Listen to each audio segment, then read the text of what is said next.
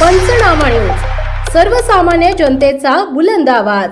नंदुरबारात मत्स्य अधिकारी रंगेहात पकडला, ठेका रद्दीची धमकी देत लाच मागणे उघड।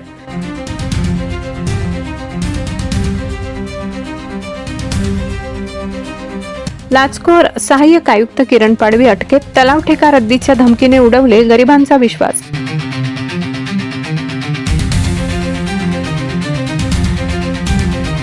लाचलुचपत प्रतिबंधक विभागाने नंदुरबारात धडाकेबाज कारवाई करत सह-आयुक्त मत्स्य व्यवसाय अधिकारी किरण पाडवी याला रंगेहात अटक केली। आरोपीने तलावाचा ठेका रद्द करण्याची धमकी देत 2,65,000 रुपयांची लाच मागितली होती।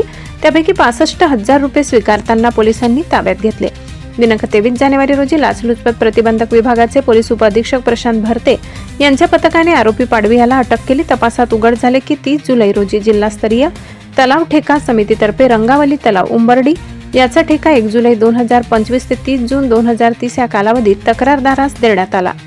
सहाय्यक आयुक्त मत्स्य व्यवसाय अधिकारी पाडवी यांनी ठेका मंजूर करण्यासाठी आधी 1 लाख रुपयाची मागणी केली, जी तक्रारदाराने नाकारली। त्यानंतर 9 जानेवारी रोजी आरोपीने ठेकेदाराला कार्यालयात बोलावून तलावात मासे न टाकल्यास ठेका रद्द करण्याची धमकी देत 2,65,000 रुपयांची मागणी केली।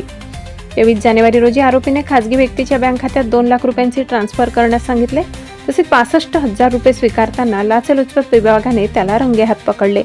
या प्रकरणी नंदुरबार शहर पोलीस ठाण्यात भ्रष्टाचार प्रतिबंधक अधिनियम 1988 कलम 7 अंतर्गत गुन्हा दाखल करण्यात आलाय। नंदुरबार जिल्ह्यातील काही अधिकारी भ्रष्टाचारातून लाच सोडून गरीब नागरिकांना लुटण्याचा प्रयत्न करत होते, मात्र लाचलुचपत प्रतिबंधक विभागाच्या धडाकेबाज कारवाईने त्यांचा फड उडवलाय।